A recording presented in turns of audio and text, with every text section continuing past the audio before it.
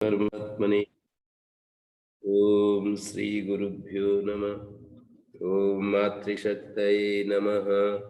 ओम असतो मा सद्गमय तमसो मा ज्योतिर्गमय मृत्योर्मामृतंगमय। ओम शांति शांति शांति। उपनिषद कक्षा 308 बृहदारण्यक उपनिषद की 33वीं कक्षा। प्रसंग चल रहा है मैत्रेयी और याज्ञवल्क का। याज्ञवल्क गृहस्थ आश्रम से सन्यासी बनना चाहते हैं और अपनी पत्नी मैत्रेयी को कहते हैं कि मैं अब यहाँ से आगे दूसरे अध्याय का चौथे ब्राह्मण का 10वां मंत्र चलेगा। 2 4 10। तो प्रसंग यह है कि याज्ञवल्क मैत्रेयी से कहते हैं कि मैं अब यहाँ से ऊपर उठना चाहता हूँ। उदयास्यन वारे हम अस्मात् स्थानादस्मि। अंतते बड़े हर्ष का विषय है कि मैं ये धन संपत्ति आपको दे करके और निश्चिंत हो जाता हूँ। तो मैत्रेयी का प्रश्न था, सा होवाच मैत्रेयी। मैत्रेयी ने कहा कि क्या ये सारी पृथ्वी भी धन से परिपूर्ण मेरे को मिल जाए तो क्या मैं उससे अमर हो जाऊंगी? याज्ञवल्क ने झट से उत्तर दिया कि नहीं, इसकी कल्पना नहीं करनी चाहिए। अमृत की आशा धन से नहीं करनी चाहिए। जैसे साधन संपन्न लोगों का जीवन होता है वैसे आपका भी जीवन होगा। धन से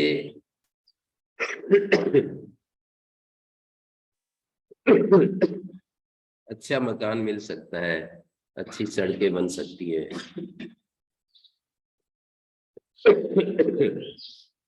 धन से गाड़ियां खरीदी जा सकती है,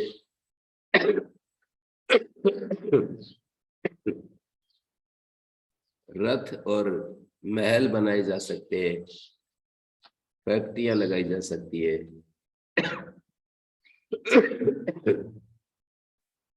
अच्छे विद्यालय स्कूल की बिल्डिंग बनाई जा सकती है, सब कुछ हो सकता है। लेकिन धन से अमृतत्व की आशा नहीं करनी चाहिए।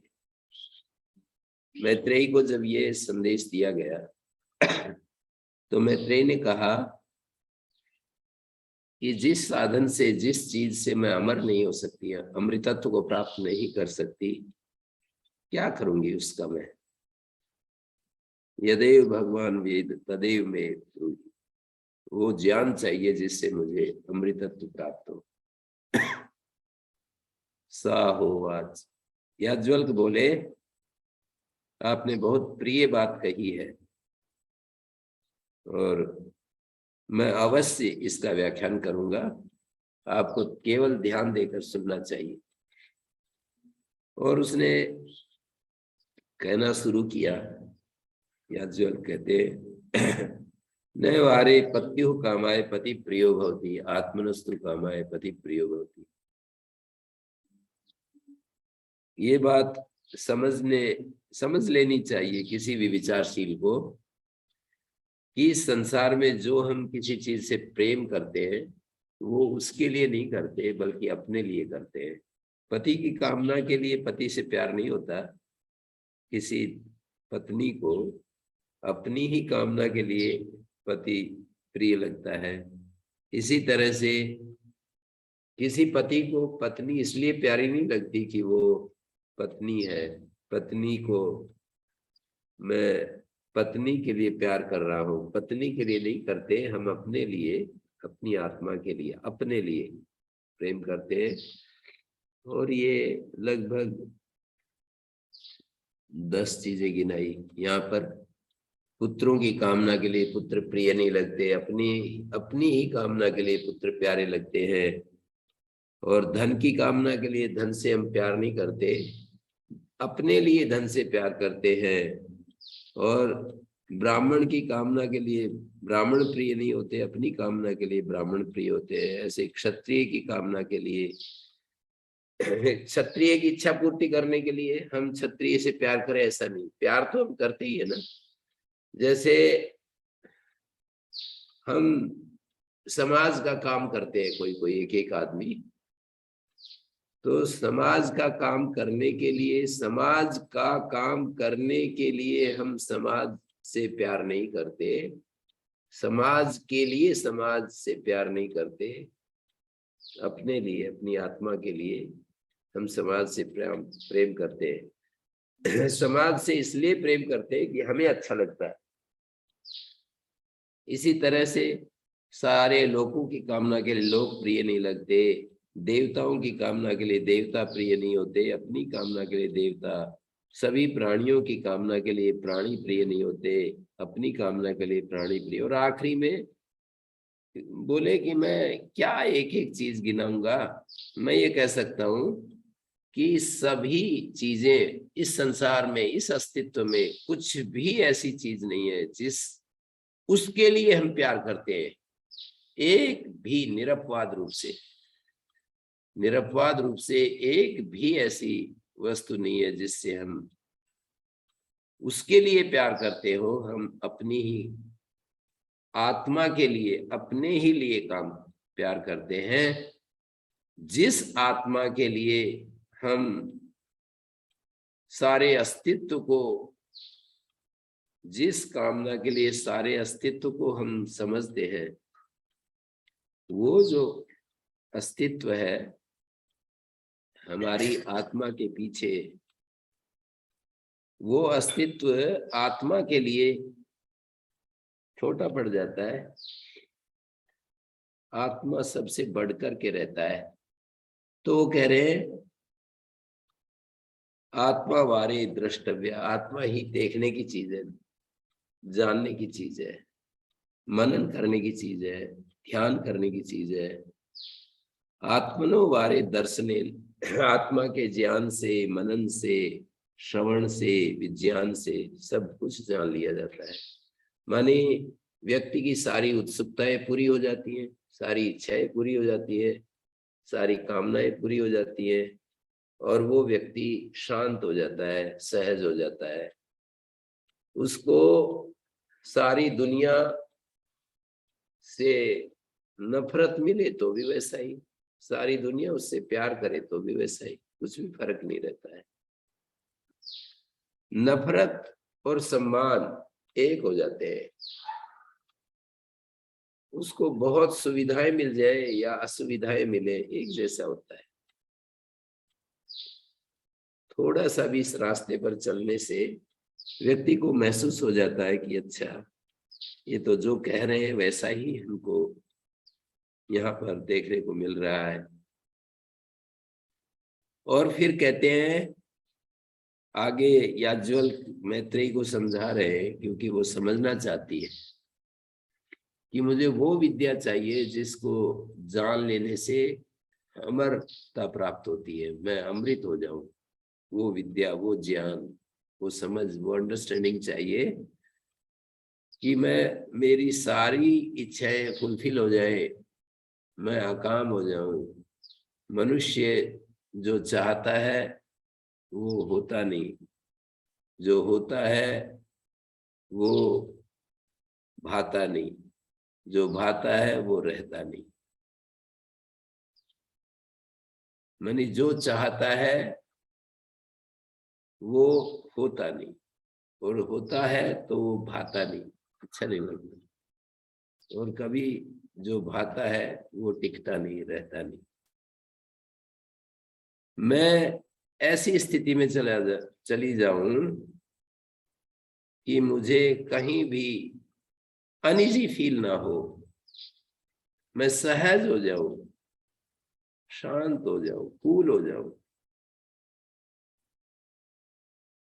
आनंद से भरी रहूं, कभी भी मुझे कहीं अटकाव ना हो, कहीं भी मेरा अटैचमेंट या वर्जन बोलते हैं राग द्वेष, कहीं भी मुझे पकड़ करके ना रखे। ऐसी अपनी प्यास याज्ञवल्क्य के सामने रखी मैत्रेयी ने, और वो समझा रहे हैं, देखो जिस आत्मा के लिए पूरा अस्तित्व हमें अच्छा लगता है, उस आत्मा की खोज करनी चाहिए, उसको जानना चाहिए। उसके जानने से हमारी सभी इच्छाएं पूरी हो जाती है। ब्राह्मण जाति उसको छोड़ देती है जो आत्मा से अन्य को ब्राह्मण के रूप में देखता है। क्षत्रिय जाति उसको छोड़ देती है जो आत्मा से भिन्न क्षत्रिय जाति को देखता है।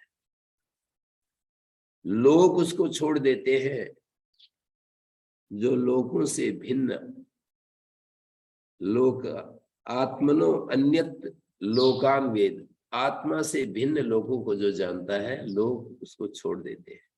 देव उसको छोड़ देते हैं जो आत्मा से भिन्न देवताओं को जानता है।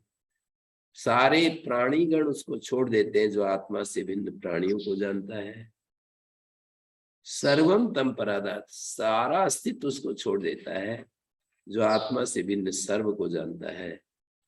ये सारा, ये कहने के बाद कहते हैं, ये जो ब्राह्मण, ये जो क्षत्रिय, ये जो लोक, ये जो देव, ये जो भूत, ये सब के सब आत्मा के ही रूप है, जिनको जहां हमारी दृष्टि पड़ती है आत्मा से भिन्न कुछ है नहीं, ऐसा समझा रहे हैं। और उन्होंने एक बात कही आगे, स यथा दुंदुभेर हन्यमानस्य न बाह्यान शब्दान, 3 दृष्टांत दिए। स यथा दृष्टांत, दुंदुभी जब बजाई जाती है तो दुंदुभी के अलग अलग प्रसंगों में अलग अलग शब्द निकलते हैं। तो वो कहते हैं कि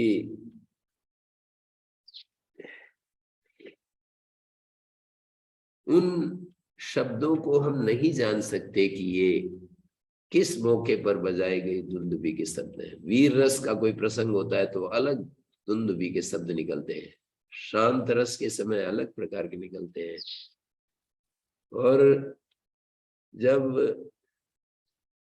कोई करुण रस हो, कोई शोक रस हो, विषाद हो, अलग अलग समय में अलग प्रकार के दुंदुभी शब्द निकलते हैं। नगाड़े बजाने वाले अलग अलग, या शंख बजाने वाले या वीणा बजाने वाले अलग अलग प्रकार से वो शब्द निकालते हैं। तो वो कह रहे हैं, यदि दुंदुभी सामान्य को कोई जानता है तो उन विशेषों को सामान्य को जानने से दुंदुभी के उन विशेष शब्दों को भी वो पकड़ ही लेता है। देखो ये तो दुंदुभी बज रही है। वीणा बजाने वाले वो समझ ही लेता है कि ये वीणा के शब्द है, ये शंख के शब्द है। और शब्दत्व सामान्य, इन सब में जो शब्दत्व सामान्य है, दुंदुभी में एक प्रकार का शब्द है, शंख में एक प्रकार का, दूसरे प्रकार का शब्द है, वीणा में एक तीसरे प्रकार का शब्द है, पर इन सभी में शब्दत्व जाति, शब्दत्व सामान्य है।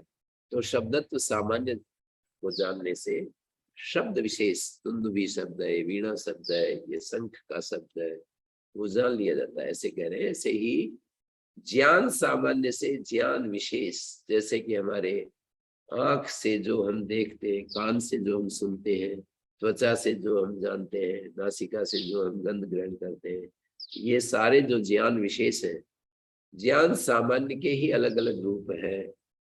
तो ज्ञान सामान्य को जानने से ज्ञान विशेष भी जान लिया जाता है। और आगे एक मंत्र में याज्ञवल्क्य समझाते हुए कहते हैं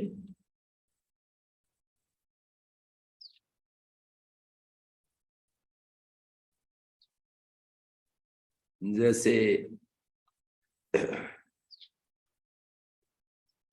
स यथा दृष्टांता आर्द्र एधाग्नेरभ्याहिता पृथक धूमा विनिश्चरन्ति। जैसे कोई एक गीला ईंधन होता है आर्द्र एधाग्नि, और वो जब जलाई जाती है, अभ्याहितात अग्ने, अभिद्ध अर्थ है, आर्द्र एधाग्ने, गीले ईंधन से पृथक धुएं, अलग अलग दिशाओं में ये धुएं निकलते हैं। एवं वारे यस्य महतोभूत, इसी प्रकार ये जो परमात्मा है, जो परमार्थ तत्व है, महतोभूत मानी ये जो परमात्मा है, परमार्थ तत्व है, उसी का ये निश्वास है। जैसे सहज निश्वास होता है ऋग्वेद, यजुर्वेद, सामवेद, अथर्ववेद, इतिहास, पुराण, विद्या, उपनिषद, श्लोक, सूत्र, अनुव्याख्यान, व्याख्यान, अस्यैव एतानि निश्वसितानि, अस्यैव परमात्मनः परमार्थ तत्वस्य महतो भूतस्य परमात्मनः, जो महा परमार्थ तत्व है, जो सदा है, सदा रहेगा, कभी भी जिसका अभाव नहीं होता है। परमात्मा एक ऐसी सत्ता है जो त्रिकाला बाध्य जिसको कहते हैं, और अनादि काल से है, अनंत काल तक है, चीजें बदलती रहती है, आती है, जाती है, पर परमात्मा एक रस, एक रूप में बना रहता है। और उसको हम दो भाषा में प्रकट कर सकते हैं। वो हमारे इस व्यक्तित्व के अंदर कार्यकरण संघात के भीतर है। ये जो हमारा शरीर है और ये जो इंद्रियों का एक समुदाय है, इसके भीतर वो परमात्मा तत्व है। वो परमात्मा तत्व ही हम असली में हम है, ये एक भाषा है। हम जीव उस परमात्मा में है, ये भी एक भाषा है। जिसको जो भाषा समझ में आए, हम जीव परमात्मा में है, परमात्मा हम जीव में है, ये एक भाषा। दूसरी भाषा, हम ही तो वो सच्चिदानंद है जिस आत्मा का बखान कर रहे हैं उपनिषद, वो हम ही तो है। हमसे अलावा वो सच्चिदानंद और कहाँ है? सत चित आनंद, वो आत्म तत्व, वो ब्रह्म तत्व हमसे अलावा, प्रज्ञानम ब्रह्म, एम आत्मा ब्रह्म, तत्वम असि। उपनिषदों के वाक्य हमको ये समझाते हैं, तुम वही हो और ये मेरा आत्मा ब्रह्म है और मैं ब्रह्म हूं। और ये जो कॉन्शियसनेस है, ये प्रज्ञान है, इसको ब्रह्म कहते हैं, प्रज्ञानम ब्रह्म। तो उस प्रज्ञान के ये निश्वसित बता दिए। उस आत्मा के निश्वास, किनको 10 चीजें यहां पर गिना रखी है। ऋग्वेद से लेकर, ऋग्वेद, यजुर्वेद, सामवेद, अथर्वांगिरस 3, 4, इतिहास, पुराण, विद्या, उपनिषद 8, श्लोक, सूत्र, व्याख्यान, अनुव्याख्यान और व्याख्यान, 12 चीजें हो गई। 4 वेद हो गए, इतिहास, पुराण,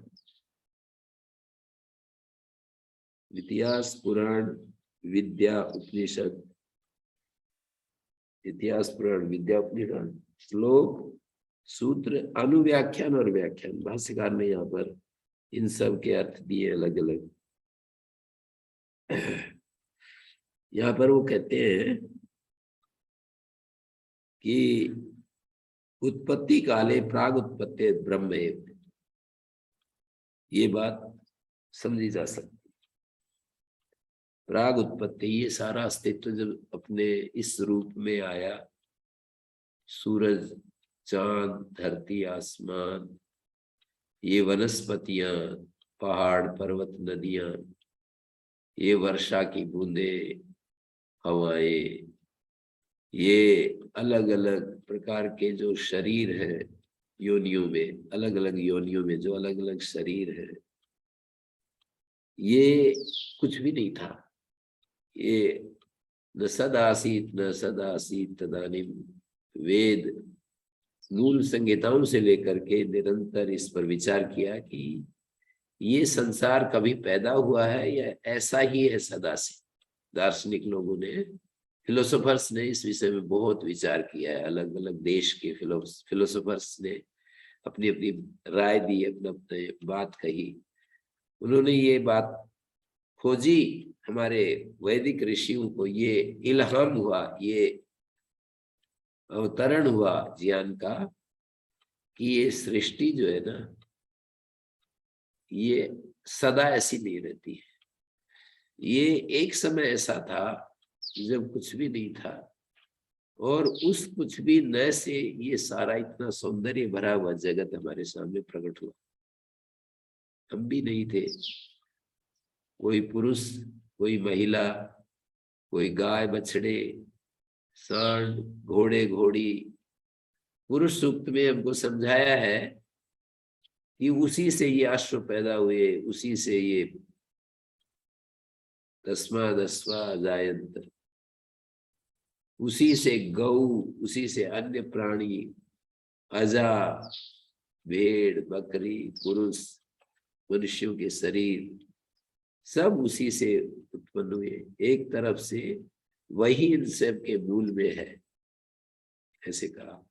उसी से सूर्य, उसी से चंद्रमा, उसी से धरती, उसी से ये जीवगण, उसी से ये पहाड़, पर्वत, नदियां, उसी से हिमालय जैसी पर्वत श्रृंखलाएं। हम जाकर के जब देखते हैं ना उधर ऋषिकेश से आगे चलते ही एक के बाद एक श्रृंखला पर्वतों की हमें दिखाई देती है। बड़े मुश्किल से एक पर्वत पर चढ़ते हैं तो और एक श्रृंखला आगे दिखाई देती है। 29,000 फीट तक लगातार हम चढ़ते रहते हैं। समुद्र की तरफ जाते हैं तो अथाह जल ही जल दिखाई देता है। ये पृथ्वी जिसका व्यास 12,500 किलोमीटर, जिसकी परिधि 40,000 किलोमीटर, जो सूर्य के चारों तरफ अपनी दैनिक गति और वार्षिक गति के माध्यम से बढ़ती हुई एक वर्ष में 95 करोड़ किलोमीटर चली जाती है, तो एक सेकंड का भी अंतर नहीं आता। इतनी सुव्यवस्थित रचना। सूर्य की किरणें यहाँ पर आती है, लगभग 8 मिनट में उसकी किरणें यहाँ पहुंचती है। थोड़ी सी भी यदि दूर हो जाती तो ये जीवन संभव नहीं था। जो हमें आज, हमें जिस जीवन की कल्पना हम कर देख रहे हैं, जिसके हम साक्षी हैं, ये जीवन असंभव हो जाता। थोड़ी और नजदीक हो जाती तो भी असंभव था। ठीक बिल्कुल एक्यूरेसी में जहां इस पृथ्वी को होना चाहिए, सूर्य से जितनी दूरी पर होना चाहिए, 30 किलोमीटर प्रति सेकंड की रफ्तार से निरंतर घूम रही है। इतनी तीव्र गति है इसकी, हमें तो ऐसा लगता है कि बिल्कुल ये तो स्थिर है।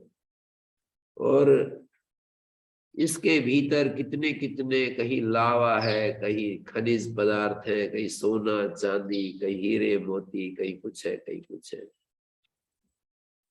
ऐसी ये खूबसूरत पृथ्वी सृष्टि के पहले नहीं थी।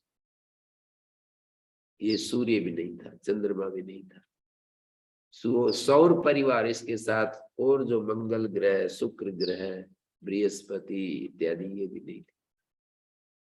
सौर परिवार। इसमें दो विचारधाराएं बीच में आ जाती हैं। कोई लोग ये कहते हैं कि ये जो अनंत जो आकाश गंगाएं हैं, उनमें एक एक सौर, एक एक सूर्य के साथ जुड़ी हुई जो पृथ्वी, चंद्रमा, और ये कभी प्रलय होता रहता है, कभी दूसरी जगह प्रलय हो रहा है, एक जगह उत्पन्न हो रहा है, दूसरी जगह प्रलय हो रहा है। मानी सर्वांश में प्रलय कभी भी नहीं हुई और सर्वांश में उत्पत्ति कभी भी नहीं है। उत्पत्ति और प्रलय का, जैसे हमारे शरीर उत्पन्न होते हैं, जाते हैं, आते हैं, ऐसे ही सूर्य भी, यहाँ जो सौर परिवार है, लगभग इसकी 4 अरब 32 करोड़ वर्ष ऐसे आयु इसकी कल्पना की है। सूर्य कितनी है तो पृथ्वी थोड़ा सा कम लगा लो। सूर्य इतने दिन तक बना रहता है, ये पृथ्वी बनी रहती है, यदि सब मिल करके इसको धक्का ना दे तो। मानी इस पृथ्वी को सभी मनुष्य अपनी सुविधाओं के लिए बहुत ज्यादा इसका दोहन शोषण आदि करते हैं, तो ये पृथ्वी जो है जल्दी कोलैप्स होने के लिए तैयार हो जाती है कि ठीक है आप लोग, ऐसा मेरी नियति है। मैं थोड़ा साहित्यिक भाषा में बोल रहा हूँ, हमारे हिंदी के गुरुजी बैठे हुए हैं, हमारे हिंदी पढ़ाते थे 9वीं 10वीं में हमको, बड़े आनंद से एक अध्यापक को जैसा होना चाहिए, एक अध्यापक जिस तरह से रुचि लेता है ना अपने छात्रों के साथ, इनके उस रूप को हमने देखा है। तो ये मैं थोड़ी पोएटिकल भाषा में बोल रहा हूँ। पृथ्वी कहती है कि मेरी यही नियति है तो ठीक है, मुझे स्वीकार है। तो ये पृथ्वी और ये सूर्य और हमारा जीवन एक एक जगह चलता रहता है और बिखरता रहता है। मरी कहीं प्रलय चल रही है तो कहीं सृष्टि चल रही है दूसरी जगह, कोई दूसरे सूर्य दूसरी पृथ्वी बन रही है। जैसे यहाँ ये जीवन चल रहा है तो कहीं कितनी जगह इस अनंत ब्रह्मांड में कितनी जगह बिल्कुल ऐसा प्रलय चल रहा है, मतलब ये सब कुछ ना चीज में बदल जाती है, सारा एग्जिस्टेंस नॉन एग्जिस्टेंस में बदल जाता है। मतलब मैं थोड़ा अव्यक्त हो जाता है, इस अर्थ में नॉन एग्जिस्टेंस बोलता हूँ। दार्शनिक प्रिंसिपल है कि है कभी नहीं है में नहीं बदलता और नहीं है कभी है में नहीं बदलता, लेकिन मैं उसको व्यक्त अव्यक्त सारी पृथ्वियां अपने अपने सूर्य के साथ संबद्ध होती हुई जीवन को धारण कर रही है। किसी एक जगह जीवन समाप्त हो रहा है, दूसरी जगह जीवन उत्पन्न हो रहा है। इस तरह से अनंत आकाश में ये सब चल रहा है। हम जो बातें कर रहे हैं अपने सौर मंडल की बातें कर रहे हैं कि ये सौर मंडल एक समय बिल्कुल कुछ भी नहीं था और उस अवस्था से ये ऐसी स्थिति में आ गया जैसे कितने, अब तो मनुष्यों की संख्या बहुत ज्यादा है, पक्षीगण भी, पशुगण, इस धरती पर कितने कितने जीव जंतु, और ये भी तो सारी हरियाली पेड़ पौधे जंगलों में जाकर के देखते हैं तो कितने, यहाँ तो हमारा रुखा रुखा, पर जहाँ जंगलों की भरमार है वहां पर देखते हैं तो कितनी हरियाली, कितने वृक्ष औषध वनस्पति। तो ये इतना महान वो परमेश्वर है, उसका सबसे बड़ी जो अभिव्यक्ति है वो ज्ञान के रूप में, प्रेम के रूप में उसकी अभिव्यक्ति, पदार्थ के रूप में जो अभिव्यक्ति है और पदार्थ में जो व्यवस्था के रूप में अभिव्यक्ति है वो भी देखते ही बनती है। जैसे हमारे शरीर है, इन शरीरों में जो व्यवस्था में दिखाई देती है, शरीरों के भीतर जो व्यवस्था दिखाई देती है वो देखते ही बनती है। हम रोटी जैसी चीज डालते हैं और खून में बदल जाती है, कुछ पता नहीं चलता कैसे क्या हो जाता है। और गाय को सूखा चारा चरे तो भी उसके भीतर दूध में बदल जाता, कैसे क्या होता है। हमारी रोटियां खून में बदल जाती है, गाय का चारा कुछ तो खून में बदल जाता है, कुछ दूध में बदल जाता है, बिल्कुल सेपरेट रहते हैं। ये नहीं कि दूध वाला पोर्शन खून में चला जाए या खून वाला दूध में आ जाए, बिल्कुल ऐसा नहीं। तो ये सारा जिस महान महत्वभूत शब्द कहा, इस परमात्मा से ये सारा अभिव्यक्त हुआ है, सारी सृष्टि, ऐसा उपनिषद कहते हैं जगह जगह कि वो क्या कहते हैं कि परमात्मा से ये सृष्टि ऐसे विकसित हुई है, ऐसे अपने भीतर से बाहर आई, जैसे मकड़ी से जाला आता है जैसे मनुष्य के सिर में रोम आते हैं, केश आते हैं, रोम आते हैं शरीर में, ऐसे ही ये सृष्टि परमात्मा के भीतर से बाहर आ गई। जैसे पृथ्वी में औषधि, वनस्पति और ये तरह तरह की सस्य, ये सब निकलते रहते हैं, ऐसे ही मनुष्य की, ऐसे ही केवल मनुष्य नहीं, ये सारा अस्तित्व ऐसे ही परमात्मा के भीतर से प्रकट होता है। तो ऐसा वो परमात्मा है, उसके भीतर से प्रकट होने वाला ये जो अस्तित्व है, इसका यदि हम थोड़ा सा निरीक्षण करें क्या क्या प्रकट हुआ, तो कहेंगे पदार्थ प्रकट हुए।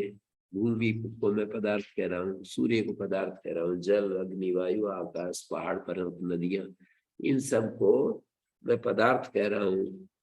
परमात्मा से सागर प्रकट हुए, परमात्मा से सूर्य जैसा पिंड, परमात्मा से हमारी पृथ्वी, परमात्मा से ये हमारे शरीरों का निर्माण हुआ।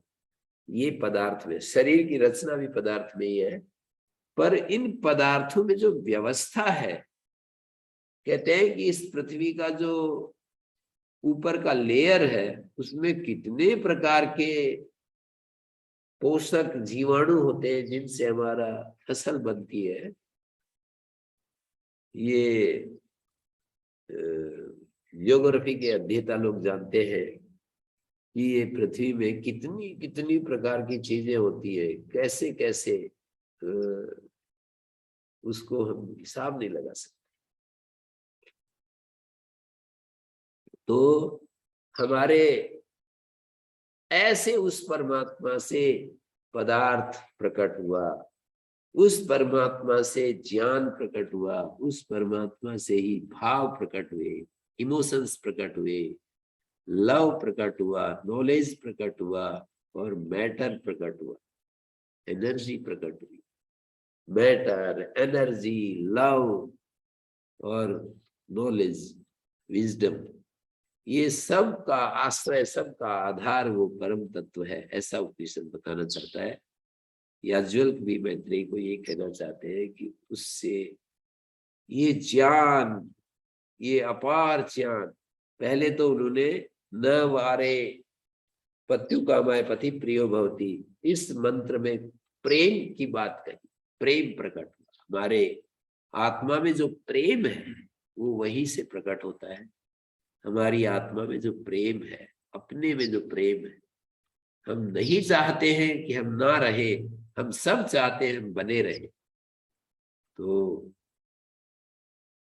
उस आत्मा से, उस आत्मा में, आत्मा से आत्मा में प्रेम प्रकट हुआ। मेरी आत्मा से हम सब के भीतर एक प्यार पैदा हुआ कि मैं आत्मा से सबसे ज्यादा मैं प्यार करता हूँ। और अन्य चीजों में जो प्यार होता है हमारा, वो आत्मा के लिए नहीं होता है, पर आत्मा का जो प्यार होता है अन्य चीजों से, वो आत्मा के लिए होता है। आत्मा का प्यार इस अस्तित्व में जिस किसी के लिए प्यार होता है, तो वो आत्मा के लिए होता है। पर इन चीजों में जितनी भी चीजें हमको दिखाई देती है, वे आत्मा के लिए है, पर आत्मा उनके लिए नहीं है। ये कुल मिलाकर के यानी आत्मा इतनी महत्वपूर्ण है कि सारा अस्तित्व आत्मा के लिए है। किसी को हम ग्रहण करते हैं तो आत्मा के लिए, छोड़ते हैं यदि हमको उसमें कोई लाभ नहीं दिखाई देता तो छोड़ देते हैं, यदि हमें उससे लाभ दिखाई देता है तो हम पकड़े रहते हैं। तो ऐसे उस आत्मा को जानने की बात कही, जिस आत्मा से ये सारा ज्ञान प्रकट हुआ, उस आत्मा को जानने की बात कही। ओम गुरु जी। जी गुरु जी, यहाँ हम कह रहे हैं कि जो सारे पदार्थ हैं, ज्ञान है, भाव है, प्रेम है, उसका हम ये तो कह सकते हैं कि आधार परमात्मा है, लेकिन उसका कारण तो हम ईश्वर को ही कहेंगे ना गुरु जी। हाँ, तो पर ईश्वर और आत्मा को आप देखिए शास्त्र की आंखों से, ईश्वर और आत्मा में इतना ही तो अंतर है कि उस आत्मा की उपाधि जुड़ गई तो उसको ईश्वर कह दिया। ये सारा अस्तित्व में जो नियम है और ये जो सारी जो हमें सारी व्यवस्था है, इसके मूल में जो चैतन्य है, चैतन्य युक्त ये जो व्यवस्था है, चैतन्य युक्त जो ये पूरा चैतन्य युक्त जो ये पूरा हमारा ये जो जिसको हम मैटर कहते हैं, एनर्जी कहते हैं, प्रकृति कहते हैं, चैतन्य से युक्त ये सब कुछ, इसी को हम ईश्वर कह देते हैं। चैतन्य से युक्त जो नेचुरल लॉज है, नियम है, व्यवस्था है, इसको हम ईश्वर कह देते हैं। आत्मा उस ईश्वर से अलग नहीं है, जिसको हम निर्विशेष के रूप में हम समझते हैं, पहचानते हैं। निर्विशेष, जिसमें कोई विशेषता नहीं, वही निर्विशेष इन सब विशेषों में अनुस्यूत अनुगत है। वही निर्विशेष जब सर्वज्ञता, सर्वेश्वरता और सर्वस्य योनि, सर्वस्य कारण, प्रभवाप्यो भूता नाम रूप में देखते हैं तो उसको हम ईश्वर कह देते हैं। और इन सर्वशक्तिमत्ता, सर्वज्ञता से अलग करके उस आत्म तत्व को देखते हैं तो फिर वो हम उसको कह देते हैं कि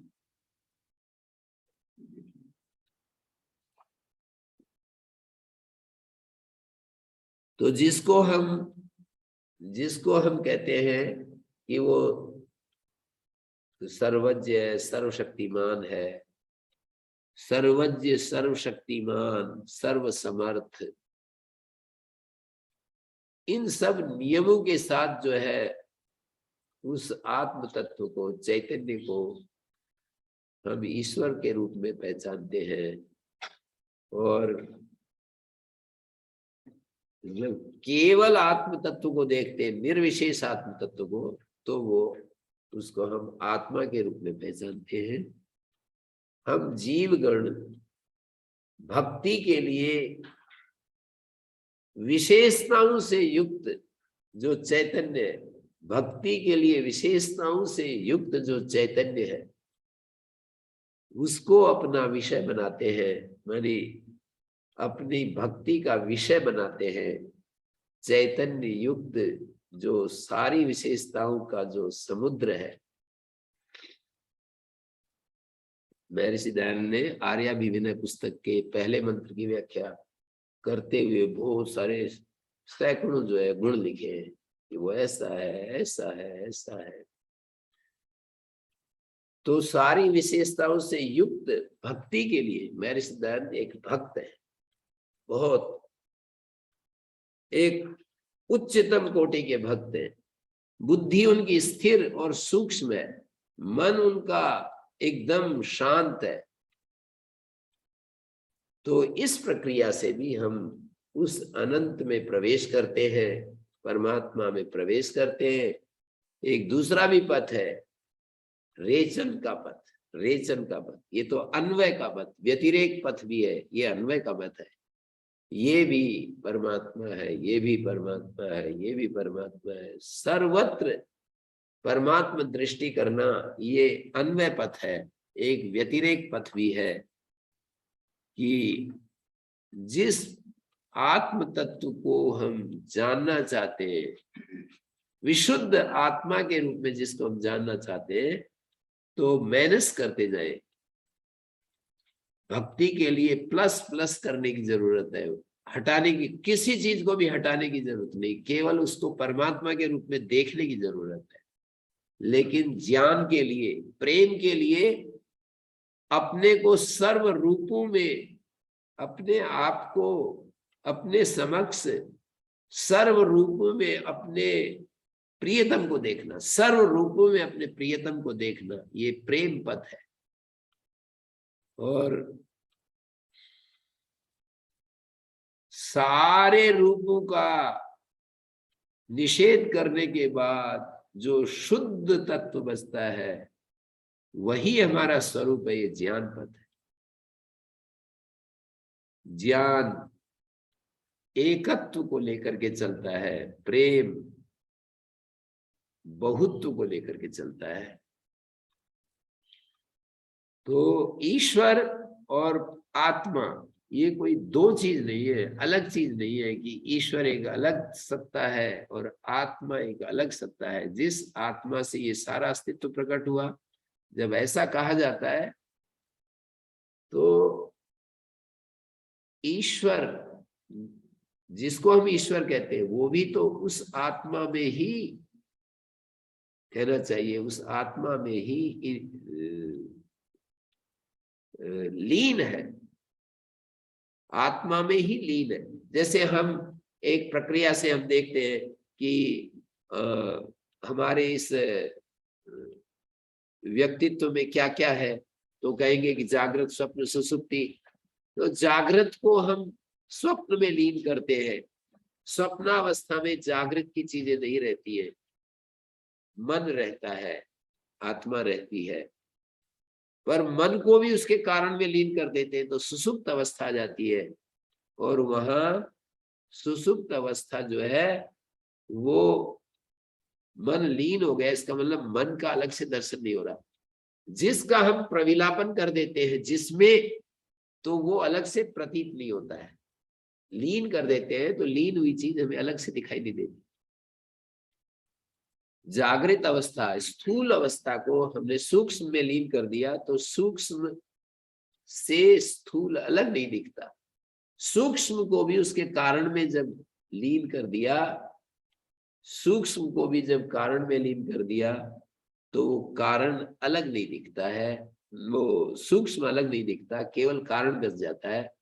और उपनिषद में इस प्रक्रिया को और आगे ले गए कि भी कारण किसमें लीन होता है, तो फिर कह देते हैं आत्मा में कारण लीन हो जाता है। तो कारण फिर अलग से नहीं दिखता है, फिर एक आत्मा ही दिखता है, फिर उसी एक आत्मा से सब कुछ प्रकट हुआ। ऐसी भाषा बनती है। भरी स्थूल सूक्ष्म में लीन और सूक्ष्म कारण में लीन। और कारण ये आगे आ रहा है 3 अध्याय में।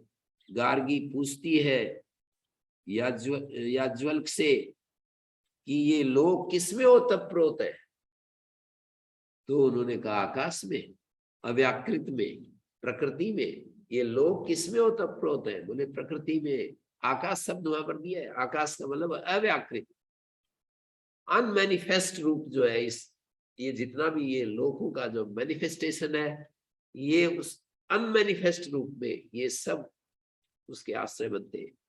फिर आगे प्रश्न बढ़ाया कि ये आकाश किसमें ओतप्रोत है।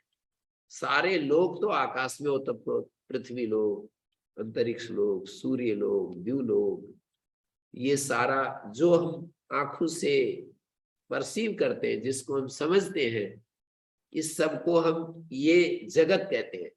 इस जगत का कारण क्या है, तो कहेंगे आकाश। आकाश का मतलब अव्याकृत, अर्थात इसका मूल कारण। तो फिर बोले कि इस अव्याकृत का मूल क्या है, तो उसका उत्तर दिया गया अव्याकृत का जो मूल है वो है अक्षर तत्व, आत्म तत्व, ऐसे बोले। तो इस को बताने के लिए वहां पर यतो वा इमानि भूतानि जायन्ते यत् प्रयन्ति अभिसंविशन्ति तद् विजिज्ञासत् तद् ब्रह्मेति। तैत्तरीय उपनिषद में कहा वो ब्रह्म तत्व है। यतो वा इमानि भूतानि जायन्ते येन जातानि जीवन्ति यत् प्रयन्ति अभिसंविशन्ति। ब्रह्म सूत्र उसी को समझाने के लिए हमारे लिए प्रसाद लाया और उसमें कहा अथा तो ब्रह्म जिज्ञासा। हम ब्रह्म की खोज करना चाहते, ब्रह्म तत्व की मीमांसा करना चाहते। जिज्ञासा मानी उसकी मीमांसा मानी वेदांत वाक्यों पर विचार करना चाहते। जिज्ञासा का अर्थ ज्ञान की इच्छा, जानने की इच्छा सामान्य अर्थ है, पर जिज्ञासा का अर्थ वहां पर लक्षण से वेदांत वाक्यों पर विचार करना चाहते हैं, ब्रह्म की खोज करना चाहते हैं। माने वेदांत वाक्यों पर विचार करना चाहते, मीमांसा करना चाहते। तो कहा कि ब्रह्म क्या है? बोले जन्माद्यस्य यतः शास्त्र योनित्वात् तत्व समन्वयात्, ये सूत्र आए। जन्मादि, जन्म स्थिति प्रलय, अस्य जगतः यतः, जिस तत्व से होते वो ब्रह्म है। माने निर्गुण ब्रह्म पर पहुंच गए। ये सगुण ब्रह्म की व्याख्या नहीं है, निर्गुण पर पहुंच गए। जन्मादि अस्य यतः, और वो निर्गुण ही तो सगुण हो जाता है एक स्थिति में, उस निर्गुण को ही सगुण, वही निर्विशेष एक स्थिति में सविशेष हो जाता है। और यद्यपि सीधा सीधा सविशेष से इस जगत की उत्पत्ति हुई, लेकिन अंततः अंतिम जो आश्रय है, अंतिम जो आधार है, वो निर्गुण है, निर्विशेष। तो अंतिम जो आश्रय है प्रकृति का भी, माया का भी, अव्याकृत का भी, आकाश का भी, जो अंतिम आश्रय है वो तो निर्गुण ही है, निर्विशेष है। जब इस कारण को भी उसमें विलय कर देते हैं तो एक तत्व, मात्र एक तत्व, एकमेव अद्वितीयम, एकमेव अद्वितीयम, ये तत्व शेष बचता है। तो ये बात हमें समझनी पड़ेगी कि ईश्वर और आत्मा ये दो तत्व नहीं है। आत्म तत्व ही जब अपनी सविशेष अवस्था में से गुजरता है तो उसी को हम ईश्वर कह देते हैं, और वही विशेषताओं से रहित निर्विशेष अवस्था में जब हम उसको पहचानते हैं तो वो निर्गुण होता है। हम लोग जब साधक उपासना करते हैं तो हमें सगुण की उपासना करनी होती है, और जब हम ज्ञान की स्थिति में रहते हैं तो हमने जो आरोप अपने में किया है उसका रेचन करना होता है। हम उस निर्गुण अवस्था में पहुंच जाते हैं, उस स्वरूप में पहुंच जाते हैं। हाँ, कोई पूछ रहा था कुछ? ओम आचार्य जी, मैं थोड़ा प्रसंग बस पूछना चाह रहा था जी, कि जैसे सबसे आखिरी स्थिति अस्थि भाव को मानते हैं, और अस्थि भाव से आगे भी कोई वस्तु होती है, बस वो वहीं समाप्त हो जाती है।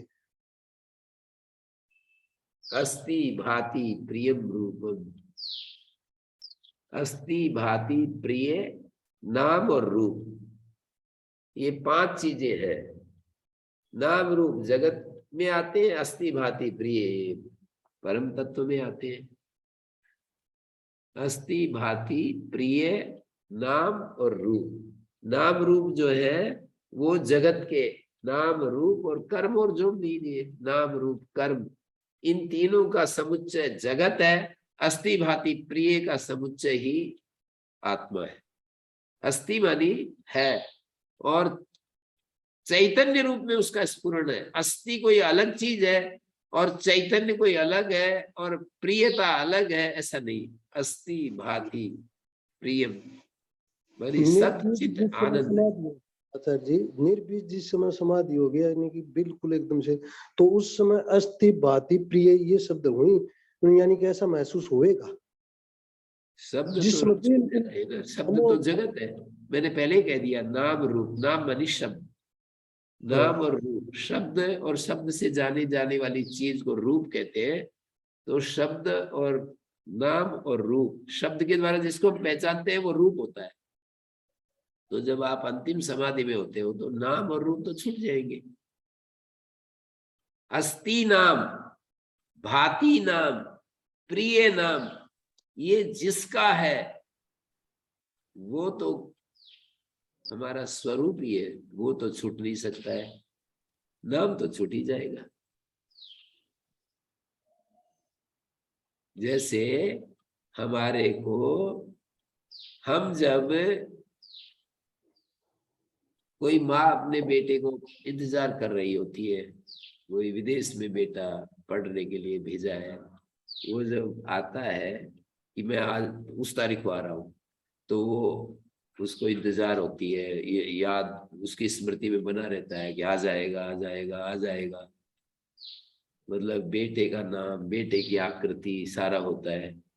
और वो जब आकर के एकदम माँ के गले मिलता है उसके चरण छूता है, तब थोड़ी वो बेटे का नाम रूप और ये सब रहता है। बस वो महापुरुष ऐसा उदाहरण देते हैं कि जैसे कि हमारे को किसी तालाब में कोई अंगूठी गिर जाए तो हम ढूंढते रहते हैं, तो तब तक अंगूठी नाम और उसकी आकृति सारी रहती है, पर हम भी अंदर चलते चलते चलते चलते अंगूठी हमारे हाथ में आ गई, बस खत्म, खोज खत्म।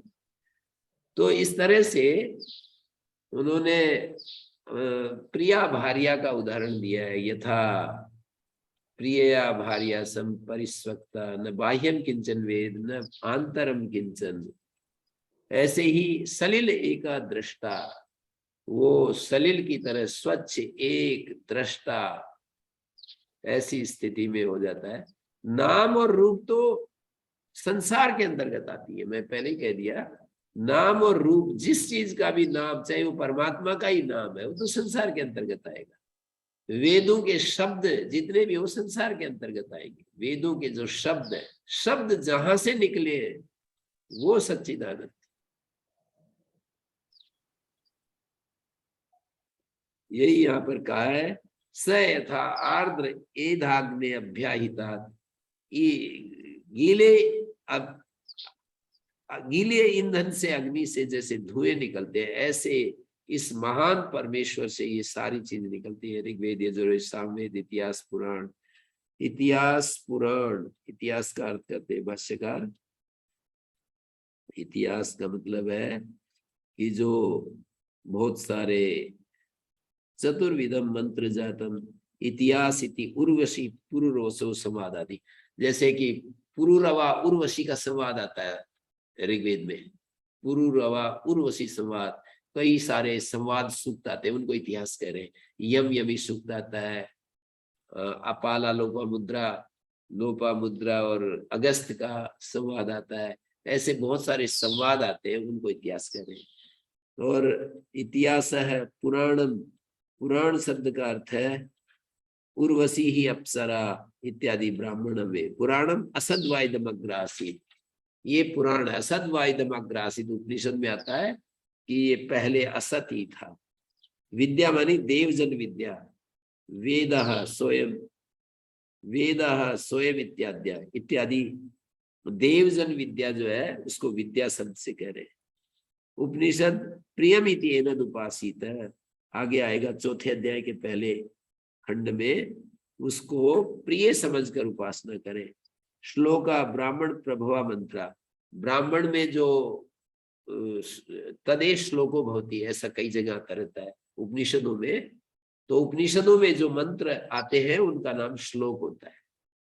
ब्राह्मण प्रभवा मंत्रा श्लोका, इति श्लोका सूत्राणि वस्तु संग्रह वाक्यानि यथा आत्मा इत्ते उपासित है। वस्तु संग्रह वाक्यों को सूत्र कहते हैं, जैसे आत्मा इत्ते उपासित है, ये पहले आ चुका है पहले अध्याय में। अनुव्याख्यान मंत्र विवरण, मंत्रों के जो विवरण, जैसे सप्त अन्नानि अजनयत पिता, प्रजापति ने 7 अन्न पैदा किए, फिर उनको व्याख्यान करके दिखाया कि ये 7 अन्न कौन कौन से हैं। एक पशुओं के लिए, 3 जो है अपने लिए, और 2 देवताओं के लिए, और 1 साधारण, ऐसे करके व्याख्या करके बताया। उसको मंत्र विवरण को ही यहाँ पर अनुव्याख्यान शब्द से कहा। और व्याख्यान अर्थवाद, जो वाक्य अर्थवाद वाक्य अथवा वस्तु संग्रह वाक्य विवरणानि अनुव्याख्यानानि, या वस्तु संग्रह वाक्यों के विवरण को अनुव्याख्यान कहेंगे। जैसे कि चतुर्थ अध्याय में आत्मा इत्ते उपासित इत्यस्य अन्यो असो अन्यो अमस्मि न सेवेत यथा पशुर एवं देवानाम।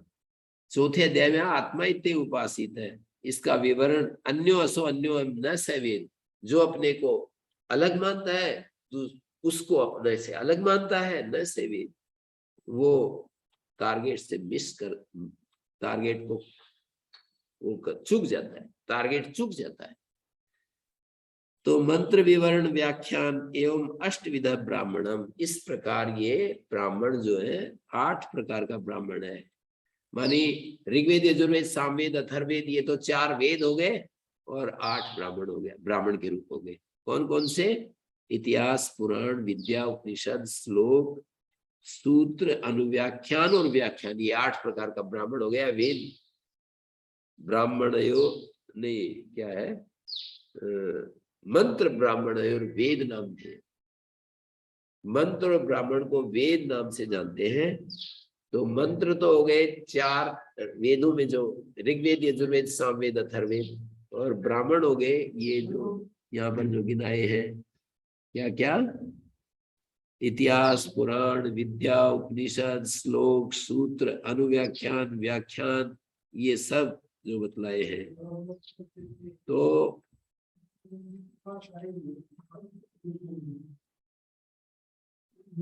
और किसी का कोई प्रश्न तो बोलिए।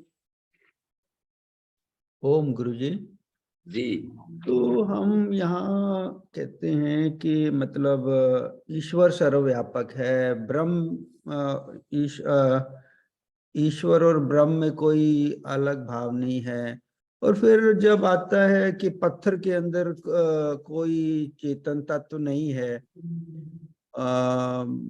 तो उसको कैसे देते हैं? और हम नहीं कहते ऐसा तो, हैं जब ऐसा हम तो हम नहीं कहते हैं कि जब पत्थर हम में उठते हैं, चैतन्य नहीं। नहीं उसमें बोलते हैं चैतन्य में पत्थर है, ऐसा बोल दीजिए। चैतन्य में पत्थर है, चैतन्य में पृथ्वी है, चैतन्य में आकाश है, चैतन्य में ही जल है, चैतन्य में ही हमारे शरीर है। व्यावहारिक भाषा में, उपलब्धि की भाषा में कहेंगे तो हृदय में परमात्मा है, हमारे शरीर में परमात्मा है, उपलब्धि की भाषा में। तात्विक भाषा में कहे तो परमात्मा में सब कुछ है। हमारे शरीर भी परमात्मा में है, पत्थर भी परमात्मा में है, नदी भी परमात्मा में है, वर्षा की बूंदे भी परमात्मा में है, समुद्र भी परमात्मा में है, सूर्य भी परमात्मा में है, सब कुछ परमात्मा में है। पर उपलब्धि की जब बात आएगी तो कहेंगे हमारे शरीर में परमात्मा है, शरीर में भी, हृदय में परमात्मा है। उसकी उपासना की दृष्टि से, उसकी उपलब्धि की दृष्टि से, ईश्वर सर्वभूतानां हृदय से अर्जुन तिष्ठति, ईश्वर सब मनुष्यों के हृदय में विराजमान है। तो उपलब्धि की जहां बात आएगी तो वहां तो शरीर में, हृदय में, ये दोनों भाषाएं मिलेंगी। और तात्विक दृष्टि से परमात्मा में ही सब कुछ है। तो सामान्य ज्ञान तो गुरुजी पत्थर में भी तो होगा ना? अगर चेतन तत्व हम बोलते हैं सर्वत्र है, तो सामान्य ज्ञान वहाँ हमारे पत्थर में क्यों नहीं होता? मतलब हम बोलते हैं कि भाई मुझे जब उठते हैं तो मुझे अच्छा लगा, पत्थर से ऐसा कोई हम संभावना नहीं करते।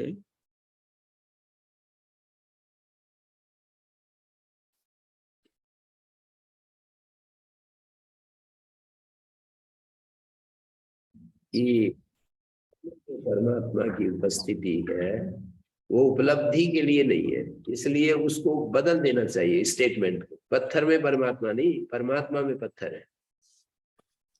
उपलब्धि की जहां बात आए तो वहां हम बोलेंगे कि शरीर में परमात्मा, हमारे हृदय में परमात्मा, हमारी बुद्धि में परमात्मा। ये उपलब्धि की दृष्टि से भाषा बनेगी। तो पत्थर में परमात्मा, ये भाषा नहीं बनेगी, परमात्मा में ही पत्थर है। जी जी गुरु जी।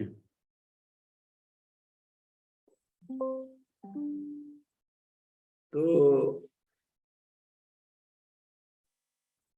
जन्माद्यस्य यतः शास्त्र योनित्वा तत्व समन्वयात, इन सूत्रों को देखने से भी ये पता लग रहा है कि अंतिम निर्विशेष एक तत्व है, वही सविशेष सर्वज्ञ सर्वशक्तिमत्ता के साथ ईश्वर है। वही सर्वज्ञ, वही जो चैतन्य है, जब अल्पज्ञ और अल्प शक्तिमत्ता के साथ अनंत रूपों में प्रकट होता है तो उसको कहते हैं जीव। और वही जब पहाड़, पर्वत, नदियों के रूप में अभिव्यक्ति होती है तो उसको हम जगत कह देते हैं। तो 4 स्तर पर बात हो गई। अंतिम ब्रह्म तत्व है, वही सर्वज्ञता सर्वशक्तिमत्ता के साथ ईश्वर है। वही चैतन्य अल्पज्ञता अल्प शक्तिमत्ता के साथ जीव है। वही चैतन्य जब इस पहाड़ पर्वत नदी पंचभूतों के रूप में, तो वो जगत है, पहाड़ पर्वत नदी आदि। तो मेरे ख्याल में आज यहीं पर विराम देते हैं। आचार्य जी, हाँ जी, कल के लिए मैं अभी प्रश्न पूछना चाह रहा हूँ। कल के लिए अभी पहले ही बताता हूँ प्रश्न मेरा। हाँ जी, मतलब ये कर्मफल संबंधी है आचार्य जी। व्यक्तिगत जी। कर्मफल तो बहुत सारे जानते हैं, लेकिन ये जो सामाजिक राष्ट्रीय जो बड़े बड़े लोग करते हैं, तो उसका हाँ। सामाजिक और राष्ट्रीय स्तर पर जो लोग गलतियां करते हैं, मतलब उनका कर्म सब लोग भोगना पड़ता है। जैसे जी, जी। दुर्योधन का दुष्टता हम अभी भोग रहे, गांधी नेहरू का कारण जो पार्टीशन हो गया हम अभी भोग रहे। तो इसका क्या जी। समाचार है मतलब? तो वो हम नहीं, तो ये उसके तो लिए अस्तित्व में ये सब चलेगा। एक व्यक्ति लाखों करोड़ों को सुख देता है तो दुख भी दे सकता है, उसको हम कैसे हाँ, मना कर सकते हैं। हाँ,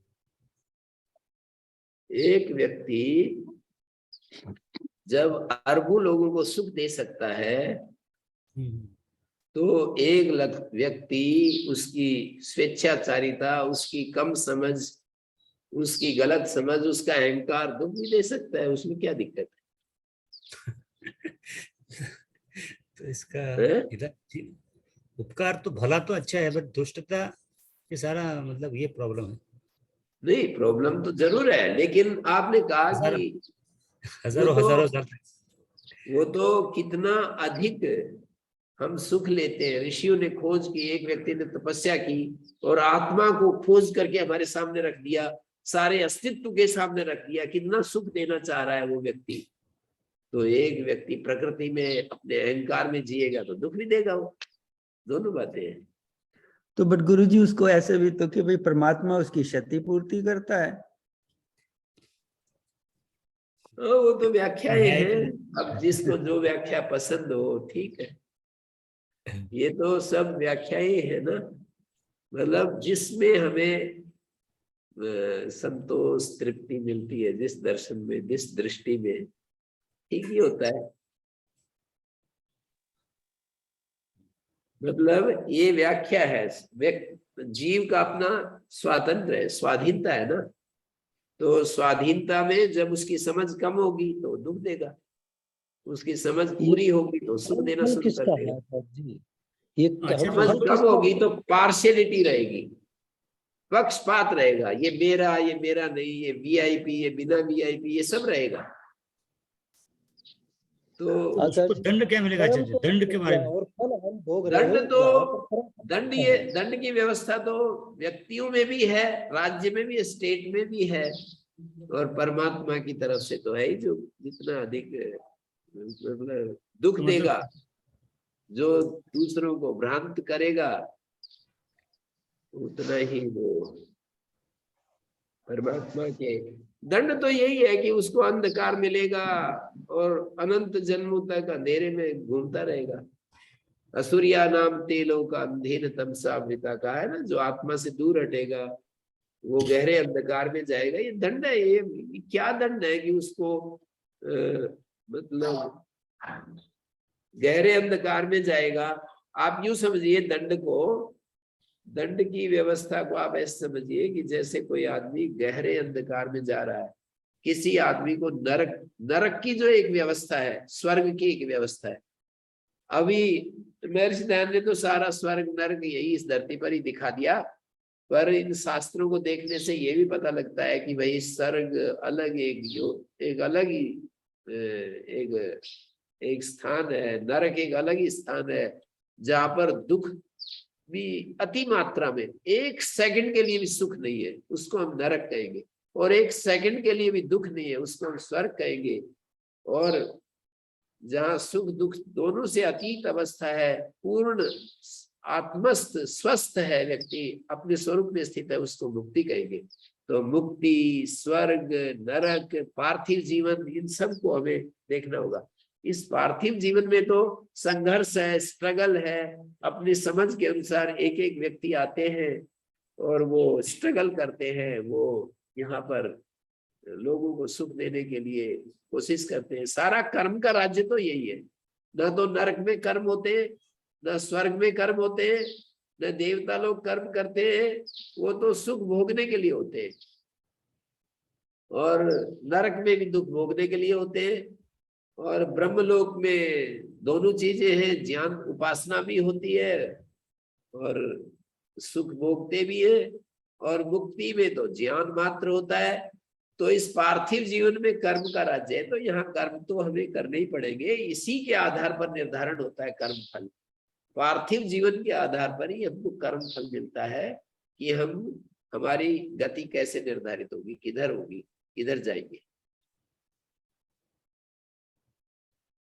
कल करेंगे। अब बाकी 10वां मंत्र तो हो गया, अगला 11वां मंत्र। जय जय, धन्यवाद।